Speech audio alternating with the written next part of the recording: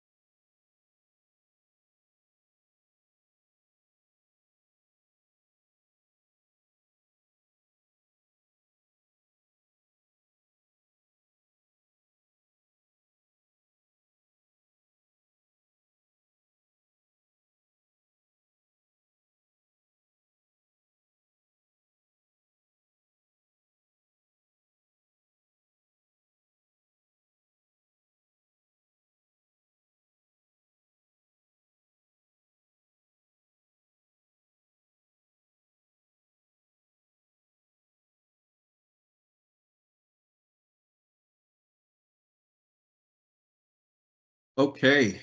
Good morning, everyone. We see some folks still trickling in, but we'll go ahead and get started. First of all, thank you for joining. My name is Michael Clark. I'm the Senior Supplier Relationship Manager here at AMP. At first, I'd like to thank you all again for joining our symposium today as we discuss the importance of maintaining reliable and up-to-date catalog information and how that can lead to increased RFQ to PO conversion for aviation and aerospace suppliers. We're going to be talking about touchless procurement, which is essentially the service that we at AMP provide to our customers. We have interactive Q&A, so as the presentation progresses, feel free to write your questions in the chat or in the Q&A section, and at the end, we'll do our best to address as many of those as possible.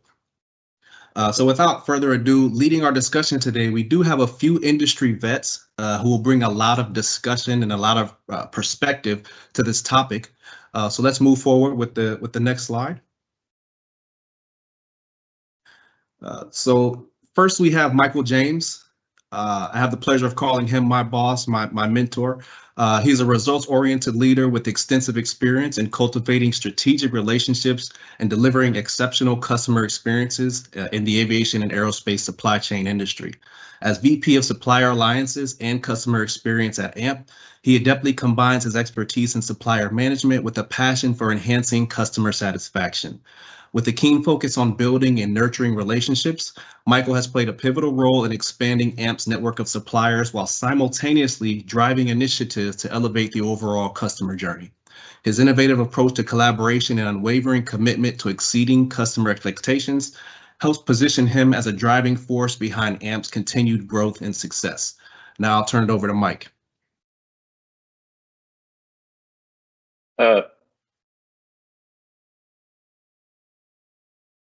Michael, I'm not sure how I can follow that, but thank you for the intro. I'm just a guy that loves talking about catalogs.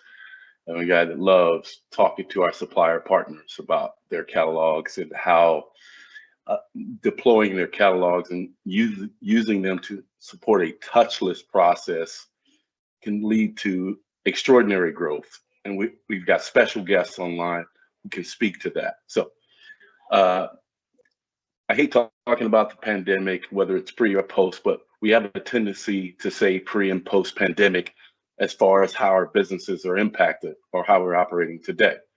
But in the post pandemic world, there's being more and more emphasis placed on efficiency, especially in those processes where there's high transaction, high resource involvement, but time is still very, very important. But airlines and MROs placing more and more emphasis on a very touchless and fluid process. Minutes absolutely matter. The connectivity standard between your catalog and the end user matters. And when I say the connectivity standard, and I said this in a few speaking engagements, if you will, how you connect and how live that information is to the end user is very, very important. So think about it in the context of booking a hotel room, right? Well, you can't book last night's hotel room. You can't book yesterday's, plane fare. So therefore, most users and customers are making decisions based on real-time information, and that information needs to be piped in as live as possible, or at least as fast as possible. And again, the speed and the accuracy, it's also very, very important. So not just connectivity, but the completeness of your catalogs. And we talk about completeness, and I'll unpack this in a subsequent slide, but there are pass or fail gates that represent completeness of your catalog. And typically for parts procurement, there's like 6 or 7 pass or fail gates, and that could pretty much be applied to whether you're buying a rivet or maybe a wheel and a tire. That is, do you have the part number I'm looking for in the condition that I require, in the quantity that is necessary, and the lead time that makes sense, and oh, by the way, is your price made available? In a touchless process, that information should be complete in the catalog. That is, a buyer should not have to pick up the phone and call you to get confirmation of what you as a supplier should already know, or at least are making all of your best efforts to know. So again, those pass or fail gates are very, very necessary for growth, especially in the post-pandemic world. Most importantly, at least in the context of this discussion around C&E, I understand that rotables and repairables, there's a lot more complexity in making those decisions, but in very, very high transaction, low cost material that C&E is, it should be as touchless, and your catalog should be as complete as necessary. All right, so I love to use the example of aircraft maintenance because that's the world I come from, but this can also be applied to doing maintenance on a component or overhauling, a major structure like, landing gear, engines, etc. But you can typically break it down into 3 phases. We call it a beginning, a middle, and an end. I'll use aircraft maintenance as an example. So a lot of MROs are working on, a mixture of long checks and short checks, and it's all relative. So with a short check, we'll just take a 10-day check. When parts are ordered are extremely important when it comes to redelivering in that aircraft. So once you start opening up the aircraft, you start finding discrepancies, and those discrepancies turn into repair actions, and those repair actions turn into parts requirements. You typically need to have those decisions made around the parts that you need by day 2. So by day 2, those orders are going out into the market in forms of request for quotation. So as you can see, if you're a supplier, having someone sit around waiting for hours on a quote for a particular item could have extraordinary impacts to that aircraft's redelivery schedule. So hence the need for a very, very touchless process. So in a 10-day service check, it's coming now to minutes. So in order to, to support that, again, a complete catalog is necessary to support that MRO. If not, typically what the MRO does, or if you're an MRO buyer, it's like, okay, I'll send out 10 requests for quotation and you guys got about 5 minutes to answer. And if you don't answer, we're just going to pretty much move on. Why? Because that buyer understands that redelivering that aircraft within 10 days is of paramount importance. And by day 4, that aircraft, at least the parts requirements, have got to be buttoned up and ready to go. Okay, so the richer your catalogs are, thank you for going back, the richer that content is, that is, the completeness of that, and to the effort that you can maintain 0 to 1 day dispatch time, that is from the shelf to the shipping dock, will only lead to better opportunities for you to win that quote or convert quotes at a higher rate. Okay, so some of you may say, well, stock more. Well, you can't stock everything. And typically, even with the best planning teams and with the best forecasting demand planning software, at some point, the returns on inventory investments are diminishing. So let's say, for example, to go from 62% fill rate to 88% fill rate, okay, all right, perhaps that inventory investment is necessary, and that's in the millions, if you will. But try to go to 100% fill rate, for every half percentage point, it could be a $3 or $4 or $5 million decision. So it's the reason why non-stock will always be a part of supporting any sort of service industry, whether you're servicing a component or an aircraft.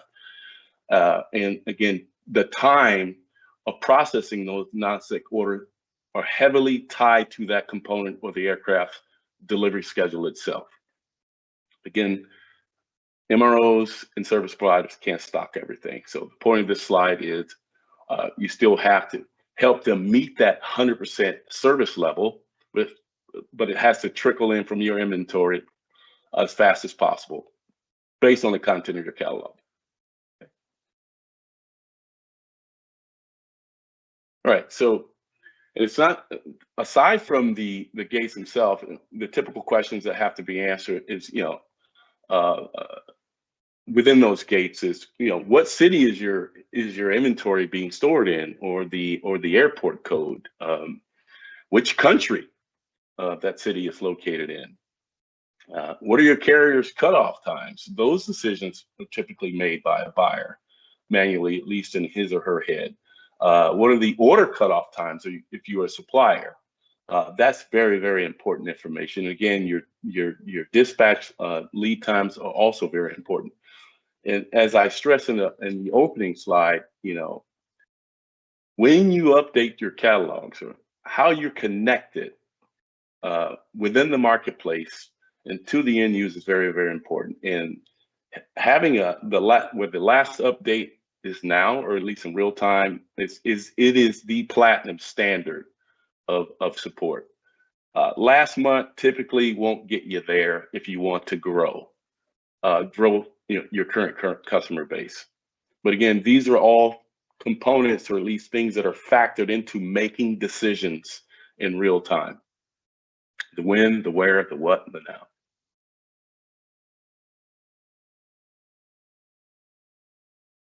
Right, so one thing we developed that would aid or at least enable better support is producing the information that allows suppliers to take decisions. And I think Jeff and Richard Levin are going to speak a little bit about that. But we take providing information seriously.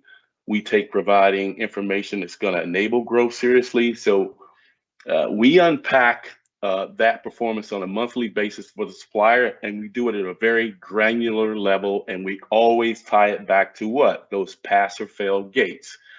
So in this example, and this is a real performance scorecard for a supplier this year, if you pay attention, let's just start at the top of the slide. All right, so the period that we analyzed was basically the first quarter of this year, of which we saw a total of about 25,000 requests for quotation, and represented around, let's just say $16 million, their catalog on the surface showed a $2.3 million opportunity.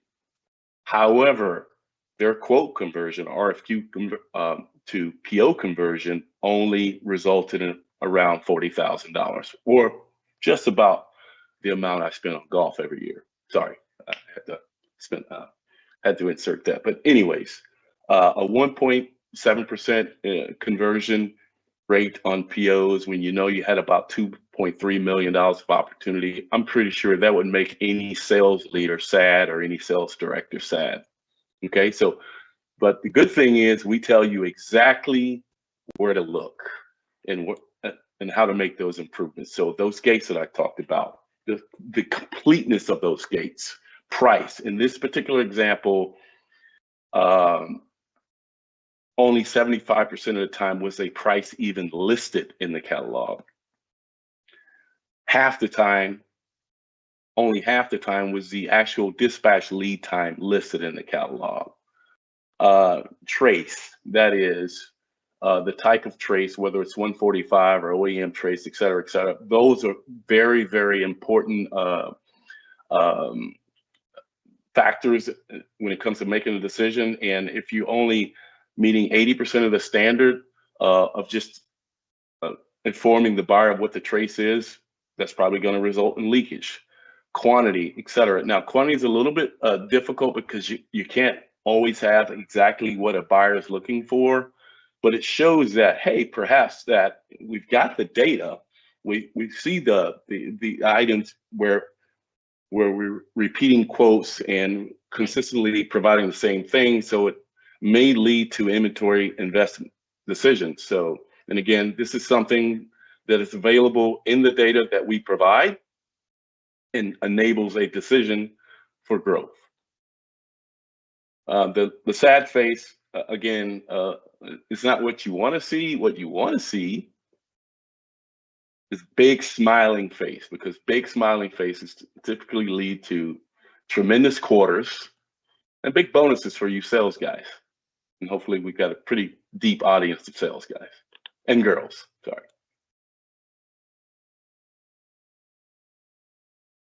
All right, so I love talking about this particular example here. Again, this is a real life story. This is started during the pandemic. We started working with this particular supplier in Southern California. Me and one of our supplier managers took a trip out to see them in 2021, I believe it was. Actually, in 2021, we started having really deep conversations with them around aero exchange connectivity. It's like, hey, if you want to grow your business from 85,000 annually, at least that opportunity, to maybe 4 or 5 times that, let's just start with the marketplace standard. And we just so happen to use aero exchange. So just get connected to aero exchange. So they got connected and you saw 4 to 5 times growth. All right, so once they got connected, we start talking about things from buyer-specific catalogs and specific things within their catalog that would increase reliability. Once that happened, as you can see, 3 times growth year over year.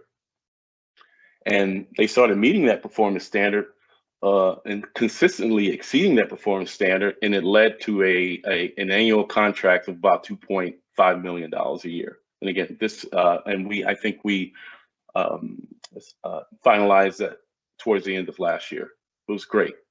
Again, real life example of how catalogs can make a difference. That is the catalog speaking on behalf of the company. That is, again, those pass or fail gates. What do you have in stock? Does it meet the lead time requirements for the buyer, et cetera, et cetera? If you're allowing the catalog to speak for you, these sort of real life examples can come true for you guys starting next week, or even starting tomorrow, starting today.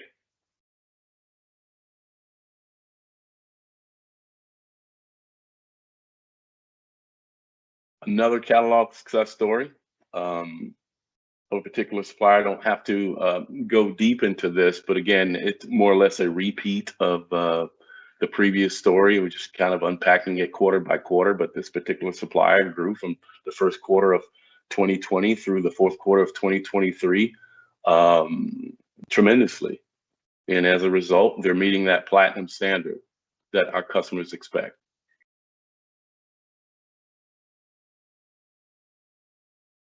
Same story here. And I could just go on and on.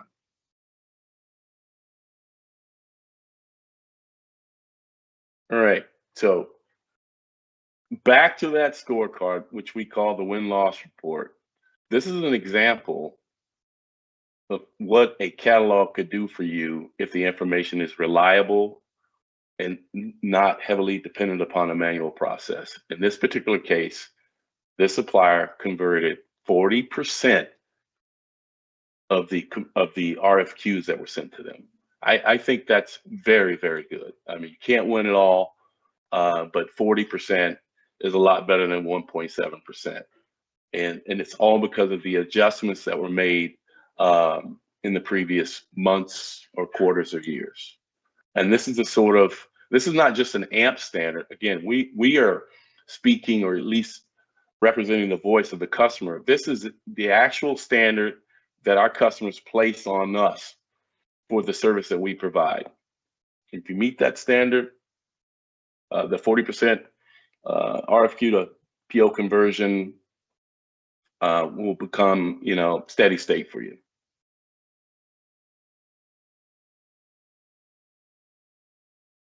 Right. So because I have to always include the shameless plug for Aero Exchange, they're not on here to defend themselves, but it's okay.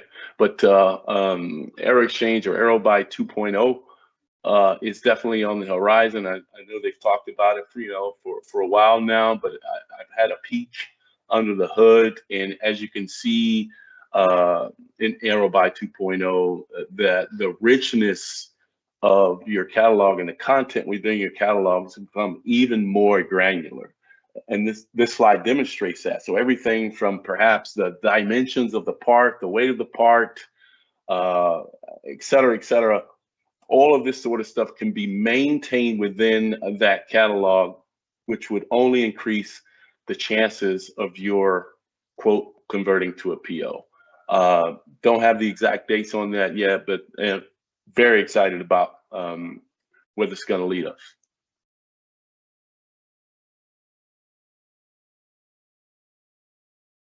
Back to real time. I'll re-emphasize that. Real-time catalogs, or again, is the goal. I'm sorry, the platinum standard. Now is always better than yesterday. Yes, perhaps I saw you updated your catalog yesterday. That's fine, but one or two missed quote opportunities or delays can result in never getting another opportunity to quote because of the fact that anecdotally your catalog didn't meet the expectation in the moment. Buyer specific catalogs, if you connected live on Aero Exchange, buyer specific catalogs happen by default. That is, you don't have to publish 50 different catalogs for 50 different customers or upload them in a manual way if you have a live connectivity with Aero Exchange. And also, live catalogs provide visibility into where the inventory is in real time. And you also are allowed to list multiple trace types for the same part number. So if you're a new surplus supplier, this is very, very important, because typically new surplus suppliers have multiple trace types for the same part number because of the fact that they're buying surplus out in the market.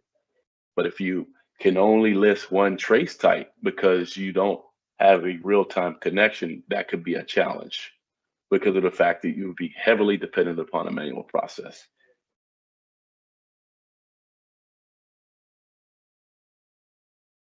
All right. Thanks, Mike. Okay. Like I said, thanks, Mike. So as you can see, we are in the business of aggregating supply, connecting it with demand. The way we do that is forming relationships, long-term relationships with our suppliers, and then, of course, feeding them that data so that they can make decisions to improve their catalogs, make inventory investments and things of that nature. So now we'd like to move on and talk with some of our key suppliers. We consider these suppliers the gold standard of what we're looking for in the industry. We've done a lot of business with them over the years, and we continue to looking forward to continued success. So first, I'll briefly introduce Jeff Nixon. So Jeff is a seasoned executive with a proven track record of driving operational excellence and strategic growth in the aerospace and defense industry.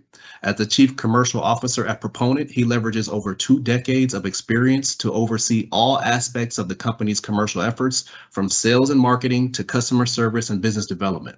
With a strong focus on fostering collaboration and innovation, Jeff has successfully implemented initiatives to streamline processes and enhance efficiencies, ultimately contributing to the company's success and market leadership.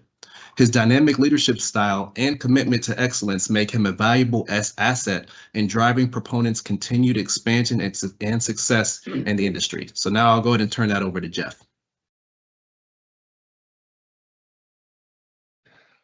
Awesome. Well, thanks, Mike, very much. I really do appreciate that. I'm absolutely thrilled to be able to participate in this conversation and talk a bit about our journey with AMP. It's been dynamic. It's been very positive. Maybe there have been a few challenges along the way, but that is, I think, indicative of the in-depth sort of relationship we have with AMP. For those of you that may not be familiar with Proponent, we're the largest independent supplier of commercial aircraft parts in the industry. We are an employee-owned company. We're very proud of the fact that 100% of our company is owned by the people that come to work here every day to do the good work that we need to do for our customers and supply partners like AMP.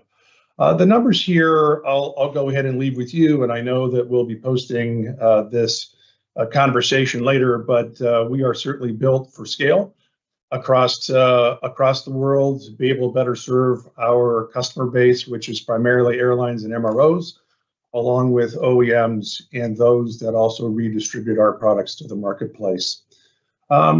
So as I was reflecting on sort of the conversation today and the relationship with AMP, I smile because we've come a long way in what I think is a relatively short period of time. We've enjoyed a relationship with AMP for a number of years, but it really took a turn about 3.5 years ago when Mike and his team came to me and said, hey, we're thinking differently about how our customers can buy the sorts of products that you provide. And one of the key pillars of their ability to have this touchless procurement experience is that we build a network of solid suppliers that can service their needs. And so, Mike talked a little bit earlier about how you connect. And I'm certainly happy to talk about how we've connected more practically. We've made investments in inventory and in technology.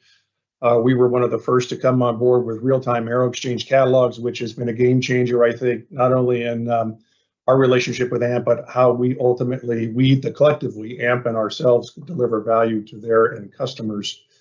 But I think really, if I think about our journey, it really started in how we connected early on and how we built the relationship with AMP.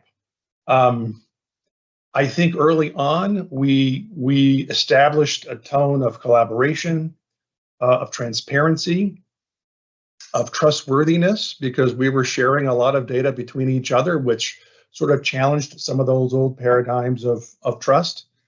And I think we also found a very positive tone around constructive, respectful challenge. When you're building something unique that you're delivering to the market, you're gonna have to challenge old paradigms, and some of those are the ones that we hold ourselves. And so, I think it was that tone and how we connected early on sort of led ultimately to the solutions that we've been able to provide. So about 3 years ago, we formalized sort of this new beginning, if you will, with AMP, with our agreement with them. We were the first platinum partner with AMP.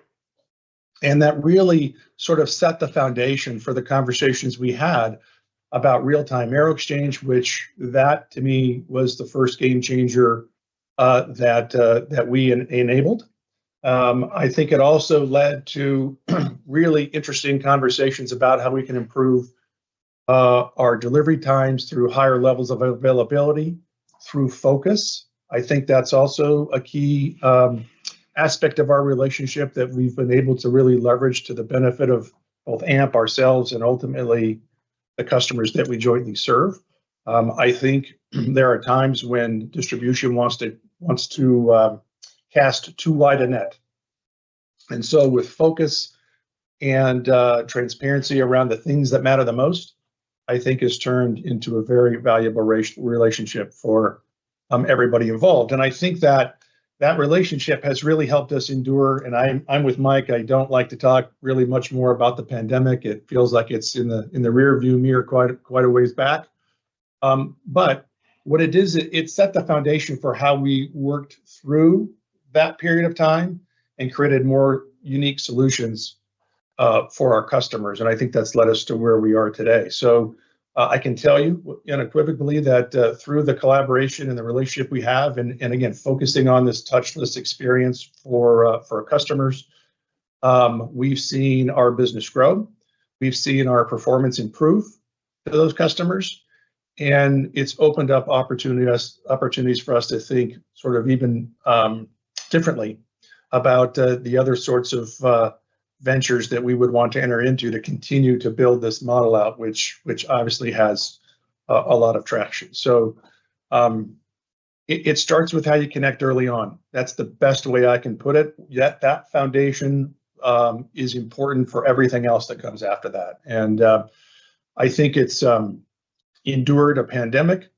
It continues to endure, quite frankly, some of the market challenges that our industry faces. Some of you may have been recently to MRO Americas, as I was. And while there's lots of optimism about people continuing to fly, continuing optimism about the robustness of the MRO marketplace, there is an absolute overriding concern still about supply chain stability and the ability to get the parts that our customers need when they need them. And so it's, again, these foundations that we've built that will help our customers through that, allow us to be smarter about the investments that we make, and ultimately the solutions that we provide. So I'm happy to answer any questions that you may have, obviously, throughout our time here today, and anything offline as well. It's been a good relationship. It's been an honest one. It's been fun. But it's also been very, very productive. And it's a relationship that we value quite greatly here at Proponent. I oftentimes get asked how many more amps are there out there. So and when people ask me that, it's the relationship that we've built that they're talking about as much as the business that we do. All right. Thanks, Jeff. So at this point, and let me just kind of piggyback on what Jeff said. So Jeff mentioned some great things there, but I think one of the key things is that we've had a long-term relationship with Proponent. If I'm not mistaken, I believe they're probably one of the first or the first suppliers that we entered into a long-term agreement with. And so we've been able to maintain that over the years. And like I said, looking forward to continued success. Before I move forward and introduce Richard, I just want to encourage everybody, once again, go ahead and type your questions in the Q&A section. We'll be aggregating those questions and we love to answer them at the end of the session. So don't forget, type your questions at any point during the presentation. Okay, now let me briefly introduce Richard and then I'll turn it over to him. So Richard Levin is the managing director of AJ Levin Company, a distinguished distributor specializing in standard hardware and consumables for Airbus and Boeing operators, MROs, and OEM markets. Representing the third generation of family leadership since its establishment in 1938, Richard brings over 40 years of aerospace industry experience to the table. With a BS in aeronautical engineering from California Polytechnic State University, his expertise spans design activities in advanced material applications and logistical support for commercial aircraft, positioning him as a seasoned leader in the field. So now I'll go ahead and turn it over to Richard Levin. Good morning. Thank you very much for having me. It's an honor to be with you today. We've been a longtime advocate of AMP and look forward to the future. It'll continue, I'm sure. I was asked to speak a little bit on industry challenges, and after watching Mike's speech, I'm going to rehammer on some of the things he already said. But And echoing Jeff's a little bit, the industry challenges that we're seeing, and especially in our case, because we're more European focused on material sources, is lead time and cost. Things that we used to be able to get pretty consistently in 16 and 18 weeks, we're now having to plan at 52 weeks. It's a completely different ballgame, and it takes you quite a while to catch up with that. And I'm talking years, obviously, with a year lead time that we're having to plan much further out, plan much more robust inventory holdings just to be able to service parts. And it doesn't always work. We've had plenty of cases where you have parts on order where we have people saying it's AOG and there's nothing I can do about it. The manufacturers are just not in a position to react. The other problem we're having is cost. Cost has become a moving target. I know AMP would like to be in a long-term agreement. I'm very reluctant to enter into a long-term agreement because the pricing is moving at such a rapid rate. I can pay something 3 months ago this year in 2024, and I'm already paying twice that price come March, April. So how do I enter into a long-term agreement when I don't really know what my cost will be in December? The third one that's bothering me too is the REACH agreement's going into effect in Europe here in September. REACH is basically an environmental concern where they'll be using less cadmium, they'll be using less processes that are harmful to the environment. I know for a fact it's going to greatly affect AMP. Some manufacturers done a very good job of already planning, already implementing replacement parts, such as the parts that are now REACH compliant. They can continue supplying parts probably under a new part number, which is always a disaster, but it at least keeps you consistent. The vertical fin on the A320 uses a bearing that we can't get anymore. It has processes and plating that is not available in REACH, and the manufacturers aren't doing anything, at least the bearing manufacturers haven't done that much to implement new parts or new processes to where it's approved for use. So there's a problem coming in terms of supply chain, and I don't see this changing for a number of years to come. Next slide, please.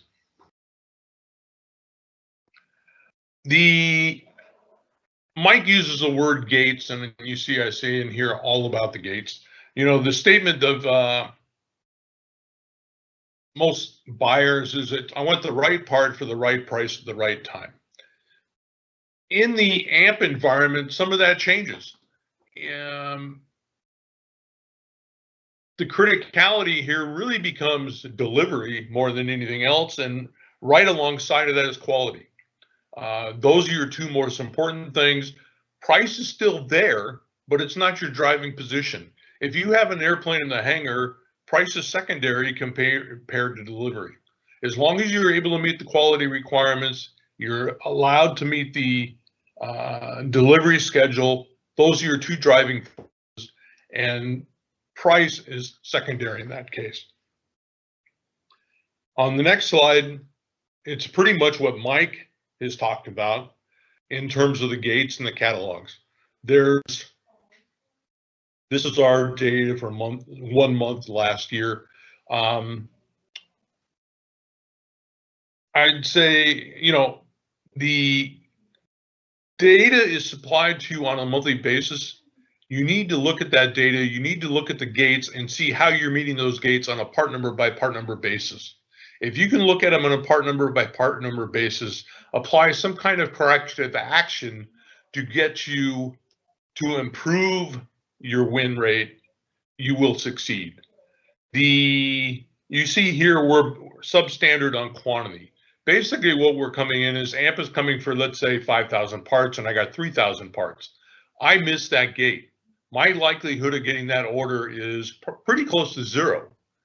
The likelihood, the only way we'll get that order is nobody else has good quantity. Then they'll look for other sources where people have it. The biggest issue is you're spending money on inventory and it takes time to catch up. This is something you'll see in the reports. You can look at the data and you can see which parts you're affected on and lay in additional inventory. and you can effectively reduce that number. We've had it below 10%, 8%, but it takes time, and it takes time to work through the data and figure out what you need to do. One thing I would challenge, the supplier as well as AMP, is on the quality numbers. From an AMP perspective, they give you a number and they say that's your quality indicator. It's like, okay, fine, give me the data. Make this another page in Excel saying we had quality problems on this part. When we get this report, generally we go back and say, show me, because most times we've been able to argue this number down and saying, we haven't been notified of any quality issues. Why is this number here? And it's not always all fault. I would suggest you do that every month from a perspective of that number is important to where they're placing orders for the part. Their algorithms will use these gates to determine where they're placing these orders, and your quality number is important. It's the reliability issue that becomes. AJ11 Company has been awarded by AMP 3 years running on reliability, most reliable supplier at the MRO event. Our tagline, coincidentally, is reliability delivered, and we've done very well at that. We're consistently able to provide quality. We're consistently able to meet the lead time requirements, delivery requirements to the customer, and we're a reliable supplier. And as such, we've got a great partnership with AMP. Michael? All right. Thank you, Richard. Okay, is the camera on me?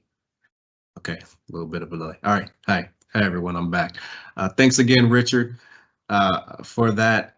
So as you guys can see, Richard was kind enough to show us his actual or their actual win-loss report that we as a supplier alliances organization, we generate those on a monthly basis. We may review those either monthly or quarterly with the respective suppliers, kind of based on their performance. And as you saw, AJ11 had mostly green across the bottom. That's what we like to see.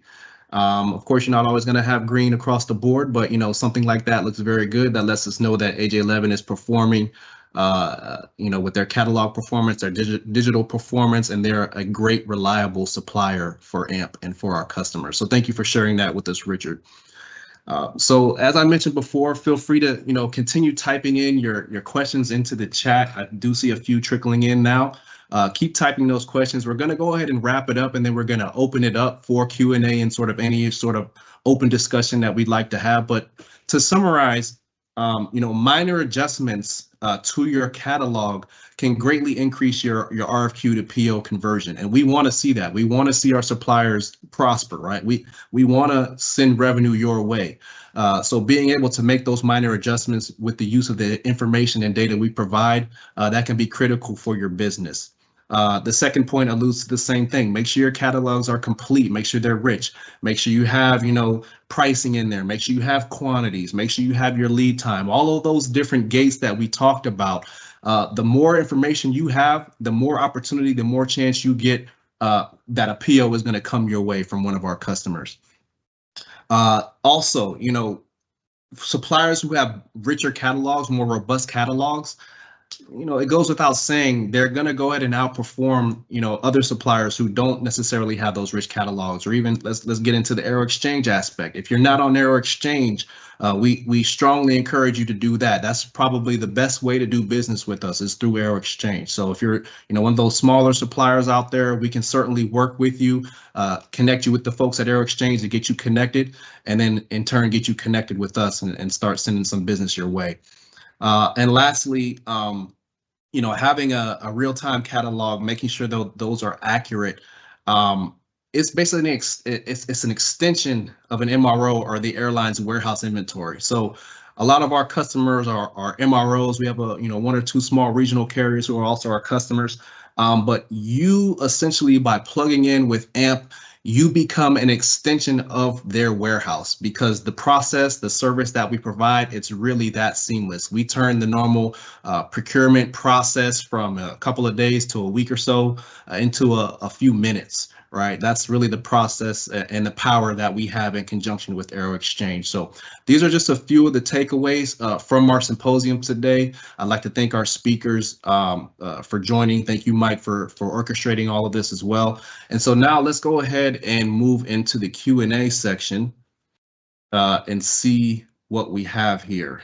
So we'll just start, we'll go down the list here. So question for Richard or Jeff. How far upstream or downstream are you automating other processes which could better support touchless procurement? So who wants to take a swing at that first? I can take a look at that one first. So you know, we have a number of different investments that we're making across our organization. We have some operational investments that we're making in technology and in the way in which we physically pick, pack, and ship parts to create more efficiency and a more seamless experience, not only for our customers, but also for our employees as well. We think that leads to better outcomes for both. Technology continues to be an area that we invest in. Mike, you had mentioned a little earlier that you got a sneak peek under the hood of Aero Exchange 2.0. We had a meeting with Aero Exchange a few weeks ago and got a similar peek.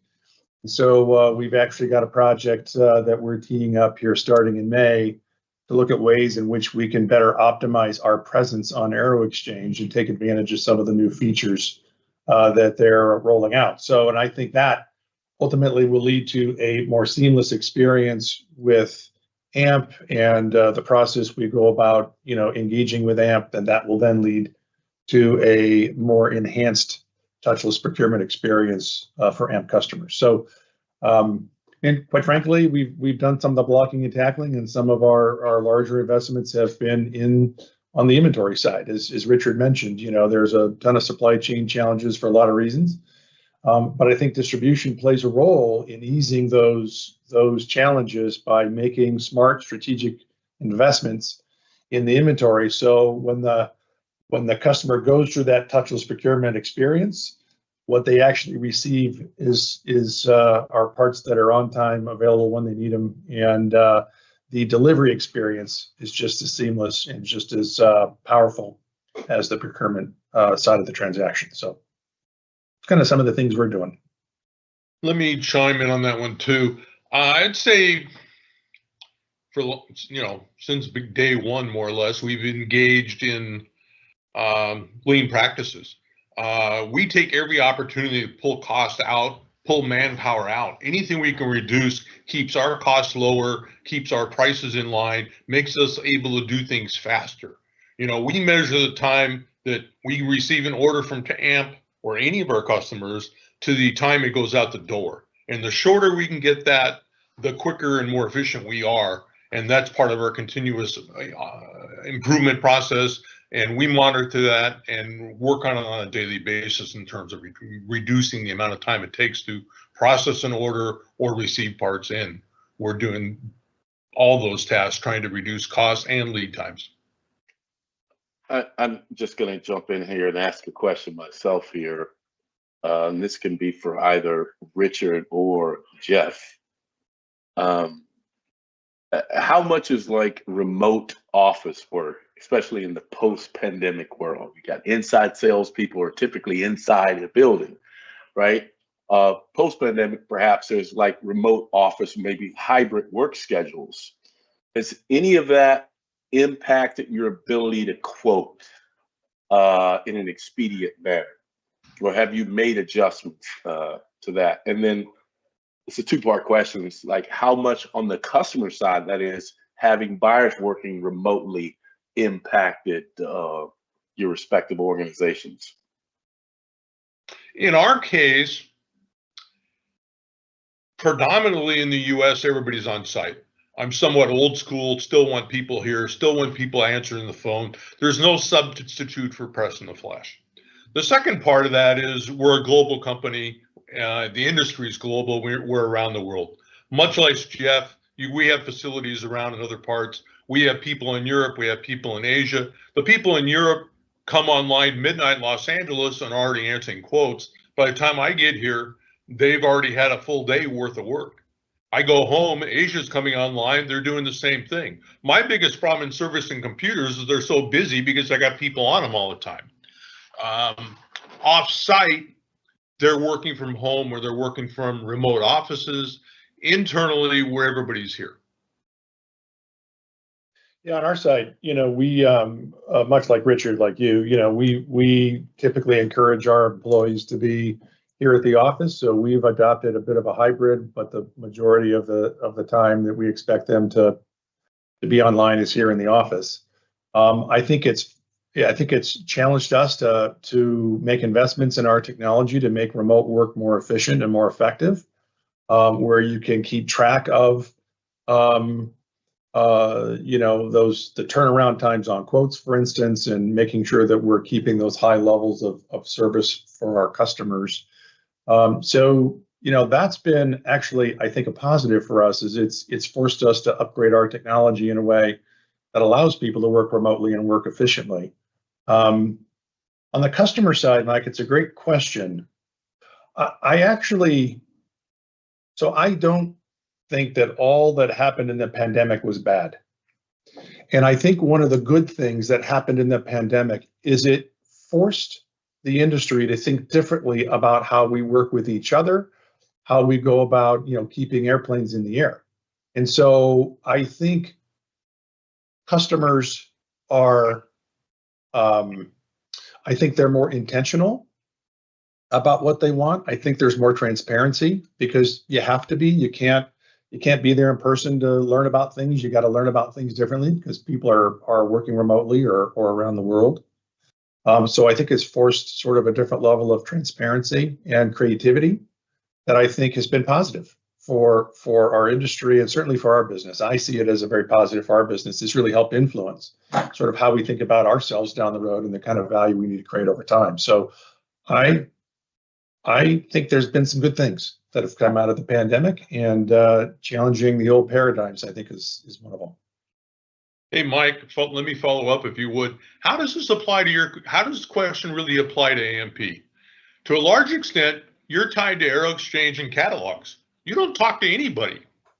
That's a great point, Richard. I think, again, I'll just put it back in the context of touchless quoting to support touchless procurement. So, for example, if your infrastructure, if you will, is supporting touchless process and it's all happening within your office building, that's fine.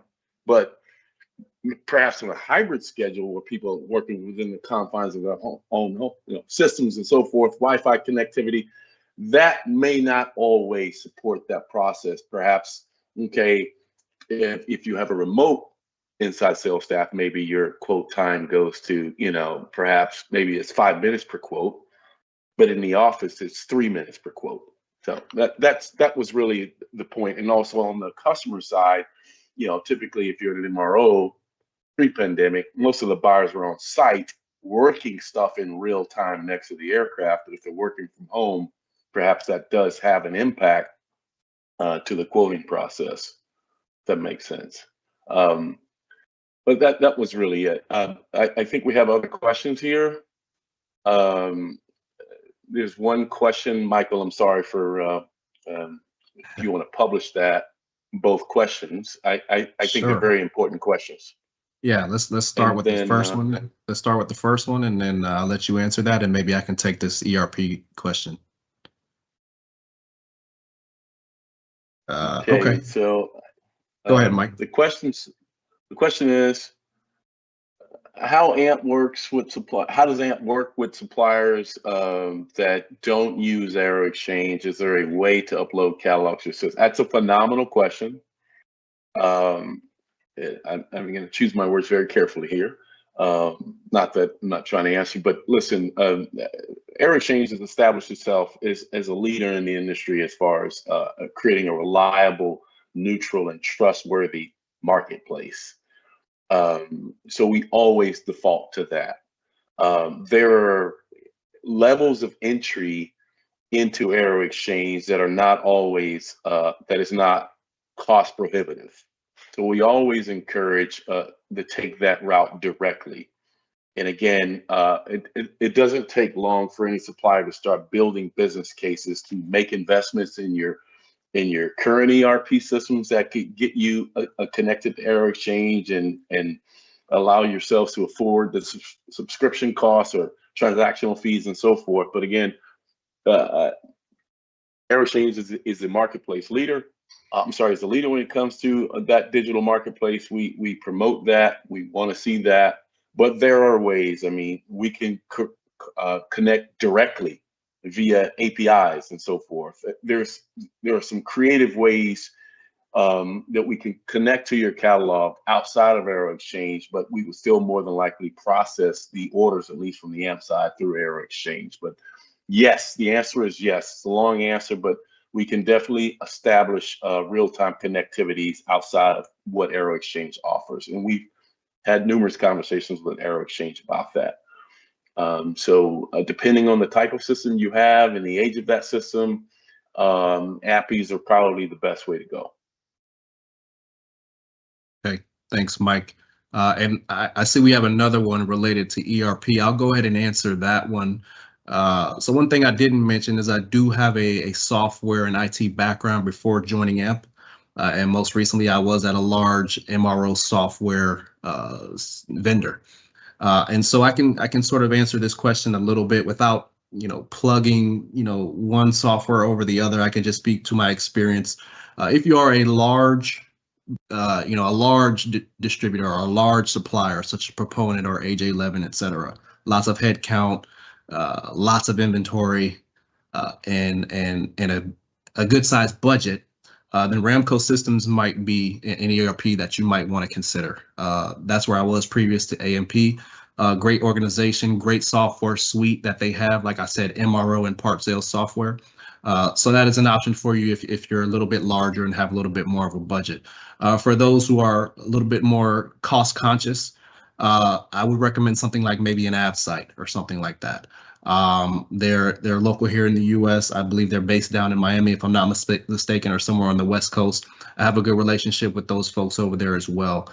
And like I said, a little bit lighter of a software, but definitely I do know that they integrate well with Aero Exchange. There are many others out there. I can't speak to them specifically, but there are softwares like Amos, Swiss aviation software, or Quantum, or Trex. I'm sure all those guys have relationships with Aero Exchange and can do the integration that is required. But the two that kind of come to mind, from my experience, would be like something like a Ramco Systems or an AppSite. Those systems do a pretty good job of integrating with Aero Exchange. Okay. I'm sorry, Michael, if you don't mind. Sure, go ahead.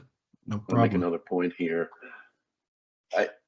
I do understand that it's nearly impossible to list everything in your respective catalogs, and maybe it's part of a strategy. Maybe perhaps you want to do a little dynamic pricing or take advantage of dynamic pricing in real time because of the fact that you can make a little extra money on that quote, if you will. But that can work both ways. That is, it also cuts you out of the purchasing process. So again, whether you want to list all of your inventory and attributes publicly via Aero Exchange, that's one thing. But again, or listing it through an API direct connection, where you're listing just about everything in every inventory position possible, that definitely enhances or makes the content richer. But if you're just not listing price because you just want to play the dynamic pricing game predominantly in real time, that's typically not going to work out because of the fact that buyers need answers in minutes and not hours. Feel like I should make that point, but thanks. So we have one more minute and we do have one more question. I'll go ahead and publish that. This might be a question for you, Mike. I'll go ahead and read it. It says, how is the cost of doing business impacted for suppliers working with customers like AMP compared to traditional manual quoting and ordering? Is there a clear ROI when investing in technology like Aero Exchange? That's a great question, but I would probably say it's relative. I mean, obviously, it all kind of comes down to the inventory lines or what you're distributing or what you're reselling, and that's normally where the business case is made, right? So we produce at least forecasts of lists of items that our customers are typically buying, and then from there you start with your sales opportunity, if you will, and then once that is established, I think it's easier to start making that case. But I mean, foundationally, you still have to quote the items that the customers are looking for in scale. But yes, there is a clear ROI. I think early on in the presentation, I walked through an example of a supplier in Southern California. They actually had tens of thousands of part numbers in stock. We were walking their warehouse, myself and Lucia Alvarez, who works for me, we're walking. It's like, hey, you guys got all this stuff. Like, what's going on here? Anyways, the biggest issue was their aero exchange connectivity, or they weren't meeting the connectivity standard when it comes to a digital marketplace. So, but they had all the inventory that was matching a fair percentage of what we were buying and that they were stocking. So yes, it was very, very simple and easy for them to make that business case. You could see over 3 years, they grew, I think, almost 10x. Can I follow up on this a little bit? You know, the title is touchless processing. Ideally, there is no contact here. Most of the things we've invested in infrastructure in terms of working with Aero Exchange or working with reducing the time it takes to process an order, our payout or our ROI is between 3 and 9 months, and we're out of that. We've already recovered our money and we're into a profit margin after that. So there's a definite benefit to investing. Absolutely. Thank you, Richard. Jeff, I mean, perhaps I think you touched on it a little bit early on, but if you want to just repeat that or reiterate it. You know, I'm with Richard. We find that the ROI on investments in technologies, especially, as it relates to the transactional intensity that I'm sure both AG11 and Proponent face, you simply can't manage that on a manual basis. So the vast majority of our quote activity as a company and the majority of the transactional intensity, so the purchasing activity, is touchless. We do that today. We adopt that, and our initiatives are to figure out how to do more of that without degrading the customer experience. So that's the trick. But that's our bias to begin with, is how do we automate the transactional intensity so that, quite frankly, our people, whether that's sales or customer service or anybody in the organization, can spend more time actually with the customer, understanding their needs. We don't want them managing the transaction. We want them managing the relationship. So it's a pretty simple decision for us at the end of the day. Perfect. Well, I think we've gone over time, and we don't want to take up too much of people's times. We do respect calendars and agendas. But I just want to thank everyone for joining our virtual symposium this morning, Touchless Procurement. Special thank you to Michael James, our VP of Supplier Alliances, to Jeff Nixon, the CCO of Proponent, as well as Richard Levin, Managing Director at AJ11 Company. We really do appreciate all of the perspective, all of the insight. I have went ahead and published my email address in the Q&A section. So if you are a supplier out there, you're wondering how you can do business with AMP, you're looking for some automation, some touchless procurement, and looking to drive a little bit more revenue for your company, feel free to reach out directly to me. Let's set up a call. Let's talk about your business and see if you're a good fit with AMP. Again, thank you everyone for your time this morning, and looking forward to doing this again. Everyone have a great day. Thank you. Thank you.